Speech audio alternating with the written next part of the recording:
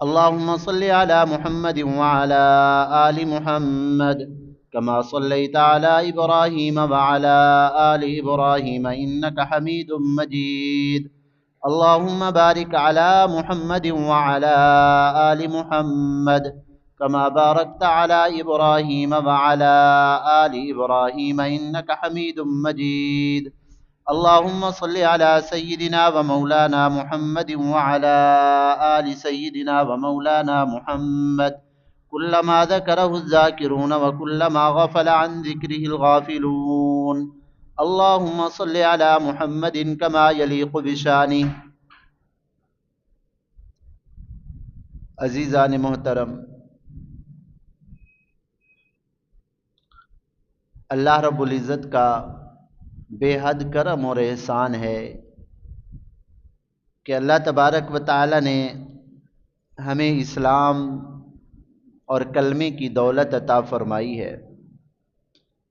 ہم اللہ پر ایمان لانے والے ہیں، اپنے اللہ کو وحدہ لا شریک لا ماننے والے ہیں. یہ اللہ کا بہت بڑا کرم اور احسان ہے.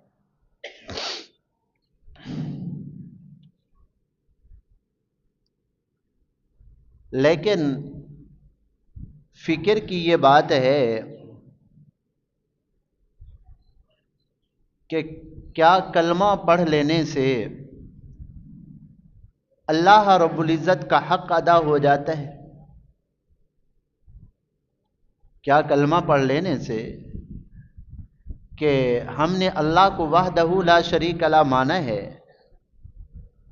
ہم کلمہ پڑھنے والے ہیں، کیا اس سے اللہ تعالیٰ کا پورا حق ادا ہو جاتا ہے؟ کیا کلمہ پڑھ لینے کے بعد مسلمان کو چھٹی مل جاتی ہے کہ جو چاہے جس طرح چاہے زندگی گزارے، یا اس کے اوپر کلمہ پڑھنے کے بعد کچھ ذمہ داریاں بھی لاگو ہوتی ہیں یا نہیں ہوتی ہیں؟ یہ بات سوچنے کی ہے کہ کلمہ پڑھنے کے بعد کچھ ہمارے اوپر ذمہ داریاں آتی ہیں، یا ہم کلمہ پڑھنے کے بعد آزاد ہو جاتے ہیں، جو چاہیں زندگی گزارے. آج ہم مسلمانوں کا عمومی جو طرز زندگی ہے، زندگی گزارنے کا جو انداز ہے ہم مسلمانوں کا، وہ تو یہی نظر آتا ہے اور یہی ہے ہمارا کہ ہم کہتے الحمدللہ جی ہم مسلمان ہیں، کلمہ پڑھ لیا، بس اب ہمیں کسی اور چیز کی محنت کرنے کی ضرورت نہیں ہے.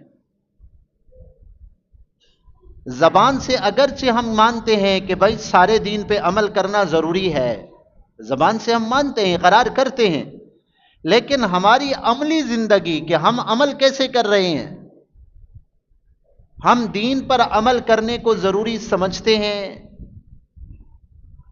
یا نہیں سمجھتے؟ ہماری عملی جو زندگی ہے وہ یہی ہے کہ ہم بس کہتے ہیں بھائی کلمہ پڑھ لیا، آگے اللہ ہی بخشے گا، آگے اللہ ہی بخشے گا. ہم یہ جو ہے نا ہمارا یہ طرز زندگی ہے. بڑے افسوس کا یہ مقام ہے کہ ہر دن ہمیں موت کے قریب کر رہا ہے. جتنا ہم موت کے قریب ہو رہے ہیں اتنا ہم دین سے دور ہو رہے ہیں. رات دن کا پتہ ہی نہیں چلتا، بڑی تیزی سے وقت گزر رہا ہے. یتقارب الزمان، آپ صلی اللہ علیہ وسلم نے فرمایا قرب قیامت میں جب قیامت قریب ہوگی نا تو دنوں کے گزرنے کا پتہ نہیں چلے گا. یتقارب الزمان، زمانہ قریب ہو جائے گا. اب ہفتے کا گزرنے کا کوئی پتہ چلتا ہے؟ مہینہ گزرنے کا کوئی پتہ چلتا ہے؟ رات آ رہی ہے، دن ہو رہا ہے، وقت ہے گزر رہا ہے، آدمی کو پتہ ہی نہیں چلتا. کام پورے نہیں ہوتے وقت ختم ہو جاتا ہے، کام پورے نہیں ہوتے وقت ختم ہو جاتا ہے. لیکن سوچنے کی بات یہ ہے کہ ہم اپنے آخرت کی تیاری کتنا کر رہے ہیں. اور یہ بھی پکی بات ہے کہ اس دنیا سے جانے کے بعد جب روح کا رشتہ جسم سے جدا ہوتا ہے، ختم ہوتا ہے، آگے سفر انسان نے اکیلے کرنا ہے. آگے سفر انسان نے اکیلا کرنا ہے. یہاں دکھ اور بیماری تکلیف میں ہزاروں آدمی آ جاتے ہیں پوچھنے کے لیے، ہاں اور کوئی کہتا ہے یار ہمارے لائق کوئی خدمت ہو ہم حاضر ہیں، کوئی ہسپتال کی طرف لے کے جا رہا ہے، کوئی دوائی کے لیے لے کے جا رہا ہے، کوئی پوچھنے کے لیے آ رہا ہے، یہاں اس دنیا کے اندر کوئی تکلیف آ جاتی ہے، کوئی پریشانی آ جاتی ہے تو ہزاروں آدمی اکٹھے ہو جاتے ہیں، لیکن موت کے بعد جو سفر ہے، جو جہان ہے، جو سب سے زیادہ قریبی آدمی ہوتا ہے، اولاد ہے، ماں باپ ہے، وہی ہی قبر کے حوالے کر کے واپس آ جاتے ہیں، اکیلے آگے سفر۔ یتبع المیت ثلاث یبقى معه واحد ویرجع اثنان۔ میرے محبوب صلی اللہ علیہ وسلم نے ارشاد فرمایا میت کے ساتھ تین چیزیں جاتی ہیں، میت کے ساتھ تین چیزیں جاتی ہیں قبرستان تک، یتبع اہلہ ومالہ وعملہ۔ آپ صلی اللہ علیہ وسلم کا فرمان ہے کہ جب میت کو قبرستان لے کر جاتے ہیں انسان کے، یتبع اہلہ رشتہ دار، اہل و عیال، اس کے بھائی، اس کے والدین قبر تک چھوڑنے کے لیے وہ بھی جا رہے، اور اس کا مال بھی اور اس کا عمل بھی ساتھ جاتا ہے قبر تک۔ بعض علماء نے فرمایا عرب میں رواج تھا کہ جب آدمی کو دفنانے کے لیے جاتے تو اس کا مال بھی ساتھ لے جاتے، لیکن دفنا کے رشتہ دار بھی آ جاتے، مال بھی واپس آ جاتا۔ اسی پس منظر میں آقا نے ارشاد فرمایا کہ آدمی کا مال بھی جاتا ہے، اہل و عیال بھی جاتے ہیں، لیکن دو واپس آ جاتے ہیں، یرجع اہلہ ومالہ ویبقى معہ واحد عملہ۔ آقا نے فرمایا اہل و عیال تو دفن کر کے واپس آ جاتے ہیں، آگے میرا عمل میرے ساتھ ہے، یبقى معہ عملہ، اس کے ساتھ اس کا عمل جاتا ہے۔ تو میں عرض یہ کر رہا تھا کہ کیا کلمہ پڑھنے کے بعد ہم آزاد ہو جاتے ہیں کہ جیسے زندگی گزارے، مرضی آئے ویسے گزاریں؟ کیا کوئی اور اللہ کا حق ہمارے اوپر ہے یا نہیں ہے؟ کوئی اور ذمہ داریاں آتی ہیں یا نہیں آتی؟ میرے بھائی جب ہم نے کلمہ پڑھا ہے نا، لا الہ الا اللہ محمد الرسول اللہ، یہ بڑی سعادت ہے، بڑی خوش نصیبی ہے، اللہ نے ہدایت دی۔ اس کے ساتھ اللہ کی اطاعت اور فرما برداری، ساری زندگی اللہ کے احکامات کے مطابق گزارنا، یہ انسان کے اوپر فرض ہو جاتا ہے۔ تب تو پھر قبر کا جہان اور آخرت کا جہان اور پھر جنت ملتی ہے نا انسان کو۔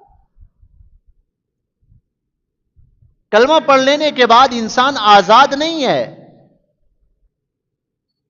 اعمال اس کو کرنے ہیں، اور ایمان کے بعد سب سے جو بڑا عمل ہے وہ الصلاۃ، نماز ہے، مسلمان کی پہچان ہے۔ ہمارے پاس کوئی دوست آئے نا تو ہم اس کو جو تحفہ دیں گے وہ گھٹیا چیز کا تحفہ دیں گے یا اچھی چیز کا تحفہ دیں گے؟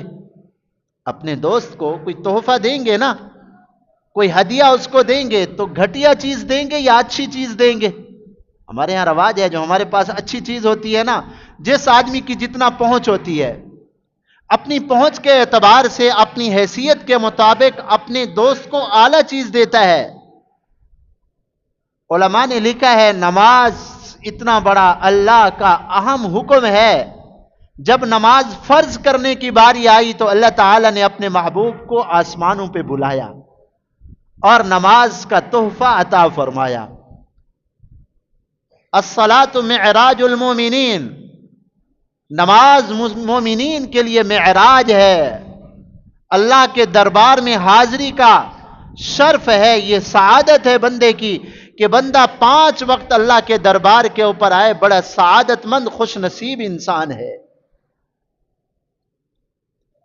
اس کو اپنے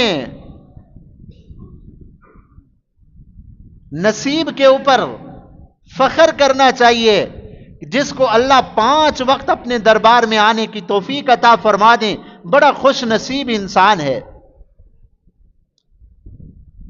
نماز سب سے اہم حکم ہے اللہ کا۔ لیکن نماز 100 میں سے 97-98% مسلمان نماز کو ہی چھوڑ گئے. حالانکہ آپ صلی اللہ علیہ وسلم نے فرمایا بین العبد و بین الکفر ترک الصلاۃ، مسلمان بندے اور کافر کے درمیان فرق کرنے والی چیز نماز کو چھوڑنا ہے. نماز تو ایمان کی نشانی، مسلمان ہونے کی نشانی، پہچان ہے مسلمان کی نماز. اور پتہ ہے کہ آخری نماز آپ صلی اللہ علیہ وسلم مسجد میں کیسے تشریف لائے تھے؟ میں نے پہلے بھی عرض کیا، جماعت کے ساتھ آقا نے جو آخری نماز پڑھی تھی نا، حدیث پاک میں آتا ہے کہ حضرت علی اور حضرت عباس رضی اللہ تعالی عنہ کے سہارے پہ آپ صلی اللہ علیہ وسلم تشریف لائے. ایک طرف حضرت علی رضی اللہ عنہ نے سہارا دیا، دوسری طرف حضرت عباس رضی اللہ عنہ نے سہارا دیا. میرے محبوب صلی اللہ علیہ وسلم کے جسم اطہر میں اتنا طاقت نہیں تھی کہ پاؤں مبارک اٹھا کے رکھے. یخط خطا، حدیث پاک میں الفاظ آتے ہیں جیسے آدمی لکیر کھینچتا ہے نا زمین کے اوپر، ایسے گھسیٹتا ہے کوئی چیز، تو آپ صلی اللہ علیہ وسلم کے مبارک پاؤں ایسے زمین پہ لکیریں لگا رہے تھے. طاقت نہیں تھی پاؤں مبارک اٹھانے کی. اس طرح حضرت صدیق اکبر رضی اللہ عنہ نماز پڑھانی شروع کر دی تھی، آپ صلی اللہ علیہ وسلم ان کے دائیں طرف آ کے بیٹھ گئے اور نماز پڑھی. اور ایک حدیث پاک میں آتا ہے جب آخری وقت تھا نا آپ صلی اللہ علیہ وسلم کا، تو پوچھا کہ لوگوں نے نماز پڑھ لی ہے. صحابہ اکرام نے عرض کیا یا رسول اللہ وہ آپ کا انتظار کر رہے ہیں کہ آقا تشریف لائیں گے تو نماز پڑھائیں گے. فرمایا اچھا مجھے وضو کراؤ. آپ صلی اللہ علیہ وسلم کو وضو کرایا گیا. اٹھنے کا ارادہ کیا، بے ہوشی طاری ہو گئی، غشی طاری ہو گئی. پھر کچھ دیر کے بعد ہوش آیا. آپ صلی اللہ علیہ وسلم نے پھر پوچھا نماز پڑھ لی ہے لوگوں نے؟ عرض کیا یا رسول اللہ نہیں پڑھی، آپ کا انتظار کر رہے ہیں. فرمایا اچھا پھر مجھے وضو کراؤ. دوسری مرتبہ وضو کرایا گیا. پھر وضو کے بعد پھر غشی طاری ہو گئی. کچھ دیر کے بعد پھر ہوش آیا. فرمایا اب نماز پڑھ لی ہے لوگوں نے؟ یا رسول اللہ نہیں پڑھی، آپ کا انتظار کر رہے. فرمایا اچھا مجھے وضو کراؤ. تیسری مرتبہ وضو کرایا. پھر غشی طاری ہو گئی. اب آپ صلی اللہ علیہ وسلم نے محسوس کیا کہ میں مسجد تک نہیں جا سکتا. یہ کون ہستی ہیں؟ سید الاولین والآخرین، امام الانبیاء. لیغفر لک اللہ ما تقدم من ذنبک وما تأخر ویتم نعمتہ علیک ویہدیک صراطا مستقیما. اللہ تعالیٰ نے امام الانبیاء بنایا. یہ وہ ہستی ہیں جب تک جنت کا دروازہ نہیں کھٹکائیں گے کسی کے لیے نہیں کھولا جائے گا. سارے انبیاء انتظار کر رہے ہوں گے. آقا نے فرمایا سب سے پہلا میں جاؤں گا، جنت کا دروازہ کھٹکھٹاؤں گا، میرے لیے کھولا جائے گا، باقی بعد میں جائیں گے. یہ وہ ہستی ہیں. اللہ تبارک و تعالی نے سید الانبیاء خاتم النبیین بنایا. نماز کا کتنا اہتمام ہے، نماز کا کتنا اہتمام ہے. ہم امتی نماز کا کتنا اہتمام کرتے ہیں. 5 روپے لینے کے لیے ایک گاہک آ جائے، ہم کہتے ہیں ہاں نماز بعد میں پڑھیں گے، پہلے اس کو نمٹا لیں. ہمارے ہاں نماز کی اتنی بھی قدر نہیں ہے جتنا 5 روپے کی ہے. مسلمان کیا ہو گیا تیرے ایمان کو؟ قبر میں تو نے نہیں اترنا کیا؟ اللہ کے سامنے حاضری نہیں ہونی تمہاری کیا؟ کیا اسی دھوکے میں رہیں گے کہ ہم ایسے ہی بخشے جائیں گے؟ امی عائشہ صدیقہ رضی اللہ عنہا فرماتی ہیں میرے محبوب صلی اللہ علیہ وسلم رات کو اتنا لمبا قیام کیا کرتے تھے کہ پاؤں مبارک سوج جاتے تھے، ورم آ جاتا تھا. پوچھا گیا یا رسول اللہ، اللہ تعالیٰ نے تو آپ کو وہ مقام عطا فرمایا کسی مخلوق کو نہیں ملا. ساری مخلوق ایک طرف، آپ صلی اللہ علیہ وسلم کی عظمت شان ساری مخلوق سے زیادہ. علامہ جامی رحمت اللہ علیہ نے فرمایا وہ بڑی لمبی نظم آپ صلی اللہ علیہ وسلم کی شان میں لکھی. آخر میں فرمایا بعد از خدا بزرگ توئی قصہ مختصر. محبوب ہم آپ کا شان کیا بیان کریں؟ اللہ کی ذات کے بعد اگر کسی کی عظمت اور شان ہے تو وہ آپ ہیں بس. تو آقا نے فرمایا، امی عائشہ صدیقہ نے عرض کیا محبوب آپ اتنا کیوں عبادت کرتے ہیں؟ اللہ نے تو آپ کو سید الانبیاء بنایا. فرمایا کہ عائشہ اللہ نے اتنی انعام کیے، کیا میں اللہ کا شکر گزار بندہ نہ بنوں؟ میں اور آپ تو نماز پڑھتے ہیں کہ اللہ ہمارے گناہ معاف کر دے. کبھی اس نیت سے بھی نماز پڑھیں کہ اللہ کے میرے اوپر جو انعامات ہیں میں اللہ کے ان انعامات کا شکریہ ادا کروں. کہ اللہ تو نے جسم صحیح سالم دیا، اللہ تو نے شکل صحیح سالم عطا فرمائی ہے، اللہ تو نے بیوی بچوں مجھے نعمتیں عطا فرمائی ہے، جائیداد عطا فرمائی ہے. اللہ یہ تیرا شکر ادا کرنے کے لیے 2 رکعت میں شکرانے کے پڑھ رہا ہوں. کبھی کیا ہم نے؟ ہم سے تو فرض بھی ادا نہیں ہوتے. تو مسلمان کی پہچان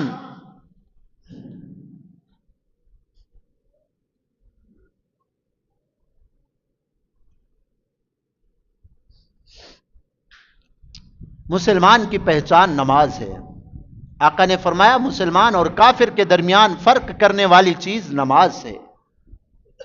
اور نماز کے لیے سب سے جو بڑی شرط ہے وہ طہارت ہے، پاکیزگی. ہم تو طہارت اسی کو کہتے ہیں نا، وضو کر کے آ گئے بس یہ طہارت ہے. اور وہ بھی وضو جو ہم کرتے ہیں نا وہ ہمیں پتہ ہے کہ ہم کیسے وضو کرتے ہیں. بس ہم نے ایک جو نماز پڑھتے ہیں وہ بھی ایک جو ہے نا بوجھ اتارنے کی کوشش کرتے ہیں. طہارت البدن اور طہارت القلب 2 قسم کی طہارتیں ہیں. جسم کا پاک ہونا اور دل کا پاک ہونا. جسم کا پاک ہونا اور دل کا پاک ہونا. جسم کی جو پاکیزگی ہے نا، ظاہری اعضاء کی پاکیزگی، یہ بھی 2 طرح کی ہے. ایک تو یہ ہے آدمی بے وضو ہے وضو کر لے، کپڑے ناپاک ہیں یا جسم ناپاک ہے اس کو پاک کر لے، پانی سے پاک کر لے. ایک طہارت تو یہ ہے جس کو ہم طہارت سمجھتے ہیں. اور دوسرا یہ ہے کہ آدمی ان اعضاء کو، یہ جسم کے جو اعضاء ہیں ان کو گناہوں سے پاک کرے. آنکھ کا دیکھنا صحیح ہو، کان کا سننا صحیح ہو. گناہ کرنے سے یہ اعضاء ناپاک ہوتے ہیں. اسی لیے تو حدیث پاک میں آتا ہے نا، جب بندہ وضو کرتا ہے، منہ دھوتا ہے، چہرہ دھوتا ہے، چہرہ تو صاف ہے نا، دیکھنے کے اعتبار سے کوئی چیز نہیں لگی ہوئی، لیکن میرے محبوب صلی اللہ علیہ وسلم نے فرمایا جب وضو کرتا ہے، چہرہ دھوتا ہے، خرجت خطایا من وجہہ، اس کے گناہ اس کے چہرے سے نکل جاتے ہیں، ختم ہو جاتے ہیں. تو یہ گناہ نکل رہے ہیں نا. تو اپنے اعضاء کو ظاہری طہارت حاصل کرنا، وضو کرنا، یہ بھی طہارت کا حصہ ہے. وضو بھی کامل ہونا چاہیے. ایک مرتبہ حدیث پاک میں آتا ہے غزوہ بنی قریظہ سے آپ صلی اللہ علیہ وسلم واپس تشریف لا رہے تھے تو عصر کا وقت تھا. صحابہ اکرام فرماتے ہیں ہم ایک ایسی جگہ پہ پہنچے تھے جہاں پہ پانی بہت کم تھا، تھوڑا سا پانی تھا، وہاں کوئی تالاب شلاب تھا، کوئی وہاں پانی تھوڑا سا تھا یا کنواں تھا. تو صحابہ اکرام نے جلدی کی کہ ہم جلدی پہنچے، وضو کرے کہیں پانی ختم نہ ہو جائے، کہیں پانی ختم نہ ہو جائے. تو صحابہ اکرام جلدی جلدی وضو کیا. آقا نے فرمایا اتنے میں آپ صلی اللہ علیہ وسلم بعد میں تشریف لائے، پیچھے تشریف لائے، اور کچھ صحابہ آقا کے ساتھ بھی بعد میں تشریف لائے. تو جو لوگ جلدی وضو کرنے والے تھے نا، آقا جب آئے دیکھا تو ان کی ایڑیاں یہاں پہ پانی نہیں پہنچا تھا، کچھ پاؤں دھلے تھے کچھ خشک تھے. جیسے سردی کے زمانے میں عام طور پہ ہوتا ہے جلد خشک ہوتی ہے نا تو پانی ڈالیں اوپر سے ایسے ڈھلک جاتا ہے، پانی اچھے طریقے جو ہے نا جسم نہیں گیلا ہوتا. تو اب آپ صلی اللہ علیہ وسلم نے جب دیکھا کہ ان کی پانیاں جو ہے نا ایڑیاں جو ہے نا پانی نہیں پہنچا، آپ صلی اللہ علیہ وسلم نے کیا فرمایا؟ ویل للاعقاب من النار، ویل للاعقاب من النار، ان ایڑیوں کے لیے ہلاکت ہے جہنم کی، جن ایڑیوں کو پانی نہیں لگا، وضو نہیں ہوا، وضو نہیں ہوگا تو آدمی نماز پڑھے گا تو نماز ہوگی؟ نماز بھی نہیں ہوگی۔ جب نماز نہیں ہوگی تو ویل للعقاب من النار، یہ نماز نہ پڑھنے والا کدھر جائے گا؟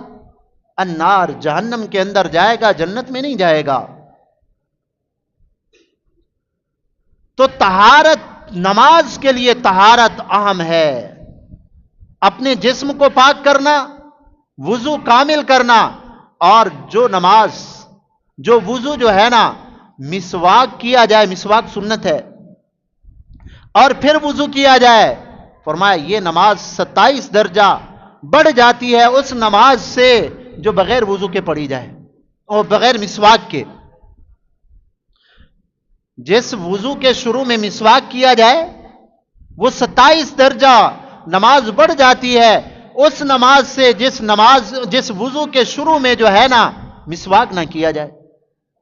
ہمارے اکثر جماعتی نمازی بھائی آتے ہیں، مسواک کا اہتمام نہیں۔ تو نماز کامل طریقہ پر پڑھیں، سنت طریقہ پر۔ تو طہارت ایک اپنے جسم کو، ہاں وضو کرنا، ہاں وضو سے اپنے اعضاء کو دھونا، اور دوسرا اپنے اعضاء کو بھی گناہوں سے بچانا، اعضاء کو بھی پاک کرنا، یہ بھی طہارت ہے۔ آپ فرق محسوس کریں، تجربہ کر کے دیکھ لیں، کانوں کو اور زبان کو اور آنکھوں کو صحیح استعمال کریں، پھر وضو کر کے نماز کے لیے آئیں تو اس نماز میں سکون دیکھیں، لذت دیکھیں، راحت دیکھیں۔ پھر طہارت قلب بھی ہے، دل کی طہارت۔ دل کی طہارت بھی دو قسم کی ہے۔ دل کی طہارت، دل کا پاک ہونا بھی دو قسم کا ہے۔ دل برے اخلاق سے پاک ہو، دل کے اندر کینہ، حسد، بغض، تکبر دل کے اندر نہ ہو، اپنے دل کے اندر عاجزی پیدا کریں، دل کے اندر رحم دلی پیدا کریں، برے اخلاق کو دل سے نکالیں، دل پاک ہوتا ہے۔ اور دوسری دل کی طہارت کیا ہے؟ دل اللہ کی طرف لگا ہوا ہو، غیر اللہ کی طرف دل لگا ہوا نہ ہو۔ غیر اللہ سے کٹ کر بھروسہ کرنا ہے تو ایک اللہ کے اوپر بھروسہ کرنا ہے۔ اب دل کو جو بندہ اس طرح پاک کرتا ہے، اعضاء کو جو اس طرح پاک کرتا ہے، اب جب یہ نماز پڑھے گا تو یہ ایسا محسوس کرے گا انت عبد اللہ کا انک ترا، گویا میں اللہ کے دربار میں اب میں حاضری دے رہا ہوں۔ پھر اس نماز میں وہ لذت آئے گی۔ صحابی کو آپ صلی اللہ علیہ وسلم نے فرمایا ہم تو قافلہ رکا ہوا ہے، کون ہے جو آج ہماری پہرا دے گا، نگرانی کرے گا؟ ایک صحابی نے عرض کیا یا رسول اللہ، دو نے کہا ہم پہرا دیں گے پورے لشکر کیا۔ آقا سو گئے، صحابہ اکرام سو گئے، تو ان دو صحابہ نے کہا آپ دونوں جاگتے رہیں، تو ہو سکتا ہے دونوں کو آخر میں نیند آ جائے، تو ایسا کرتے ہیں باری باری مقرر کر لیتے، کچھ حصہ میں جاگتا ہوں، کچھ حصہ تم جاگو۔ نے کہا بالکل، یہ تو اچھی بات ہے۔ اب ایک صحابی سو گئے اور دوسرے نے کہا کہ اب میں ایسے خالی بیٹھا رہوں گا تو کیا کروں گا، چلو بھائی اللہ اکبر، نماز شروع کر دیتے۔ لذت تھی نا، نماز کو نماز سمجھتے تھے۔ ایک آدمی بادشاہ کے دربار میں آج کل کسی کو صدر وزیر اعظم بلا لیں، کیسا خوش ہوتا ہے، واہ واہ میرے مزے ہیں۔ ہاں، بادشاہوں کے بادشاہ، بادشاہوں کے بادشاہ، ان بادشاہوں کی کیا حیثیت ہے؟ یہ بادشاہ نہیں ہے، جتنا یہ دنیا کا بڑا بادشاہ ہوتا ہے اتنا بڑا محتاج ہوتا ہے، فوجوں کا محتاج، گارڈ کا محتاج، وزیروں کا محتاج۔ ہاں، شہنشاہ اللہ کے دربار میں حاضری کتنی بڑی سعادت کی بات ہے۔ تو صحابی نے نیت باندھ لی، دور سے کافر نے دیکھا کہ ایک مسلمان کھڑا ہے، دور سے تیر مارا، اس کے جسم میں لگا، نماز پڑھ رہے ہیں۔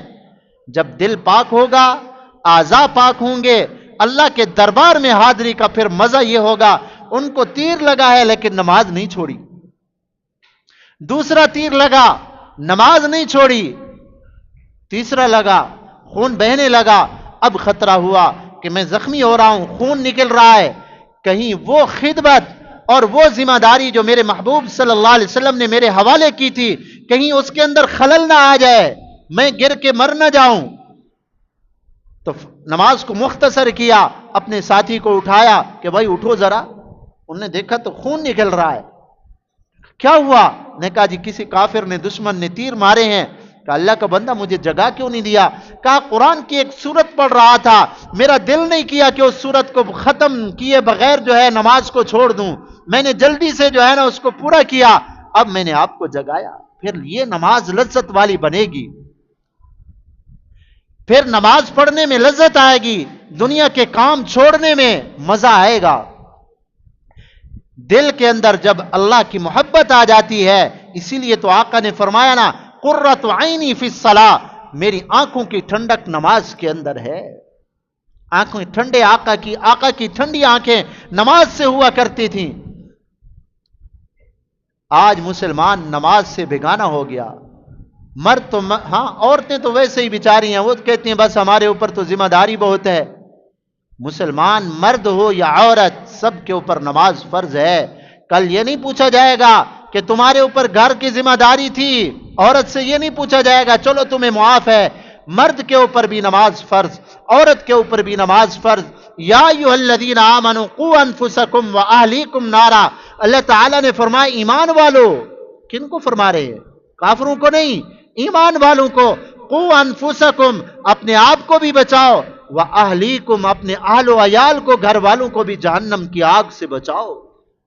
ایمان کے بعد اگر نماز نہیں ہوگی، ایمان کے بعد اگر دین کے اوپر عمل نہیں ہوگا تو یہ بدعملی جو ہے انسان کو جہنم کی طرف لے جا سکتی ہے۔ ہم جب زندگی ہو گئی دین پڑھتے پڑھاتے، جب ہم نماز کے مسائل پڑھتے ہیں، جب طہارت کے مسائل پڑھتے ہیں، تو ایک لمبے سارے ہزاروں مسائل ہیں نماز کے اور ہزاروں مسائل ہیں طہارت کے، لیکن ہم مسلمان نماز پڑھتے ہیں، ہمیں پتہ ہی نہیں، کوئی پوچھنے والا ہی نہیں کہ مولوی صاحب ہم نماز پڑھ رہے ہیں، کوئی ہماری نماز بھی ہوئی نہیں ہوئی۔ طہارت کے مسائل، ایک بال کے برابر بھی اگر جن اعضاء کا دھونا فرض ہے، ان بال کے برابر بھی اگر جگہ خشک رہے گی آدمی کا وضو نہیں ہوگا، نماز نہیں ہوگی۔ عورتیں عام طور پہ آٹا گوندتی ہیں، آٹا اگر خشک ہو کے ناخن پہ لگ گیا یا ہاتھ پہ لگ گیا، انہوں نے وضو کیا اور آٹے کے نیچے پانی نہیں جائے گا تو وہ جگہ خشک رہ جائے گی، اس ہماری ماں بہن کی نماز نہیں ہوگی۔ یہ مسئلہ کون بتائے گا؟ کبھی ہم نے فکر کیا؟ ہم یہ تو چاہتے ہیں ہمارے گھر والے بیمار ہو جائیں، بھاگ کے ڈاکٹر کے پاس جاتے ہیں کہیں نقصان تکلیف نہ ہو، یہ تکلیف ہم سے دیکھی نہیں جاتی۔ اگر ہمارے گھر والے جہنم کی طرف جا رہے ہیں نماز نہ پڑھ کے، ہمیں اس کا احساس تک نہیں ہے۔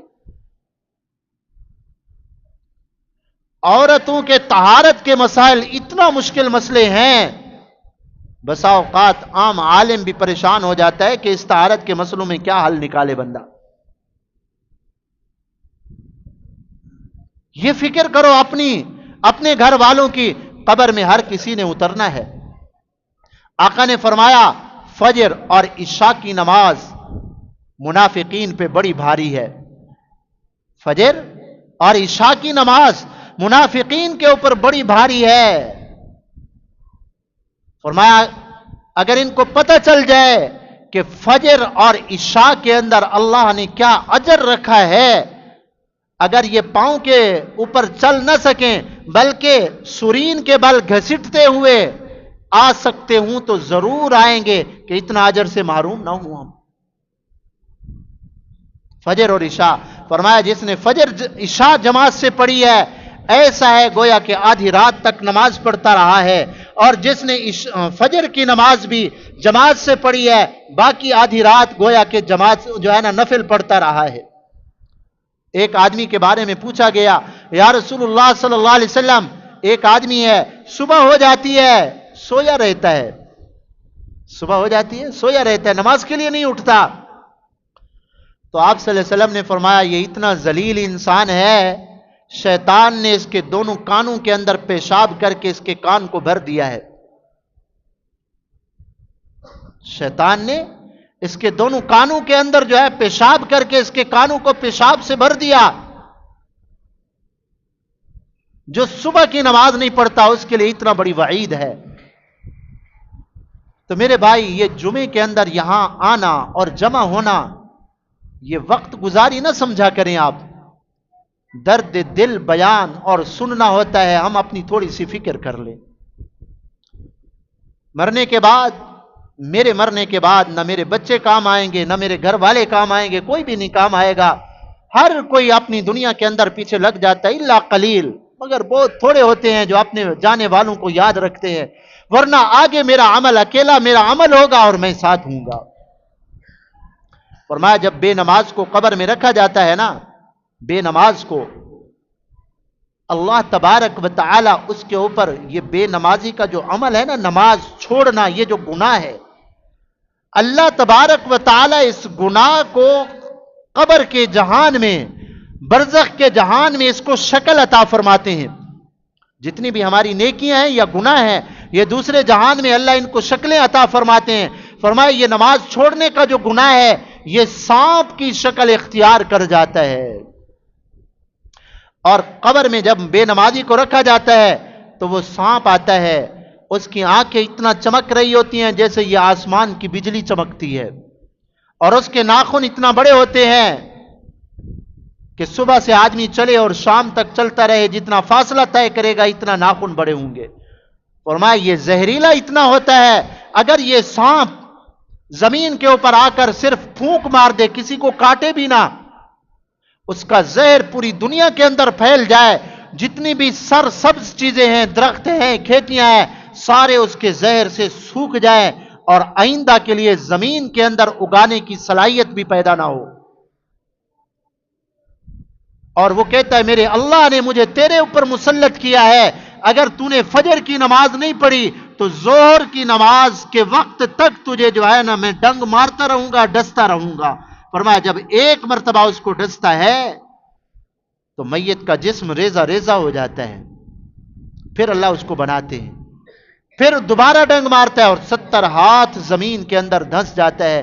کوئی بے نماز نے سوچا ہے کبھی کہ قبر کے اندر میرے ساتھ کیا ہونے والا ہے؟ ہماری جو نمازیں رہ گئی ہیں، یا نماز کا ہم کتنا اہتمام کرتے ہیں، ایک کان سے سنا دوسرے سے نکال دیا. حضرت حسن بصری سے کسی نے کہا حضرت ہمارے دل سوئے ہوئے ہیں. جیسے سونے والا آدمی ہوتا ہے نا، اس کے سامنے باتیں کرتے رہو تو وہ سنتا نہیں ہے. کہا حضرت ہمارے دل سو گئے ہیں، ہم آپ کی دین کی باتیں سنتے ہیں، قرآن و حدیث سنتے ہیں، لیکن اثر نہیں ہوتا. فرمایا یوں نہ کہو کہ دل سو گئے ہیں، بلکہ یہ کہو کہ ہمارے دل مر گئے ہیں. سونے والے کو اگر بیدار کیا جائے تو اٹھ جاتا ہے، اور مرے ہوئے کو ہم بیدار کرتے رہیں تو وہ اٹھے گا؟ نہیں اٹھے گا نا. فرمایا قرآن اور حدیث سن کر اور یہ فضائل سن کر اور یہ بد عملی کا گناہ سن کر پھر بھی تمہارے دل کے اندر اگر نماز کا اور دین پر عمل کرنے کا جذبہ پیدا نہیں ہوا، پھر اپنی 1 منٹ کے لیے بیٹھ کے فکر کرو کہ ہمارے دل مر تو نہیں گئے. ہمیں فکر کرنی چاہیے. اپنی بھی، اپنی اولاد کی بھی نماز 5 وقت فرض ہے، کسی کو بھی چھوڑنے کی اجازت نہیں. بوڑھے کو، جوان کو، جب تک آدمی کے ہوش و حواس ہیں تب تک نماز فرض ہے. ہاں اللہ نے رعایتیں دی ہیں، رعایتیں دی ہیں. کھڑے ہو کے نہیں پڑھ سکتے، نہیں کھڑے ہو سکتے، رکوع سجدہ نہیں کر سکتے تو بیٹھ کے پڑھ لو، بیٹھ کے رکوع سجدہ سے پڑھ لو. اگر بیٹھ کے بھی رکوع سجدہ نہیں کر سکتے تو پھر چلو اشارے سے پڑھ لو. اللہ نے آسانیاں تو دی ہیں لیکن نماز معاف نہیں کی کسی کے اوپر. اللہ ہم سب کو اس اہم فریضے کو ادا کرنے کی توفیق عطا فرمائے. اپنی فکر کریں، اپنے گھر والوں کی فکر کریں. جب میں اپنی آخرت کی فکر نہیں کروں گا تو دوسرا میری کون فکر کرے گا؟ اللہ ہم سب کو توفیق عنایت فرمائے.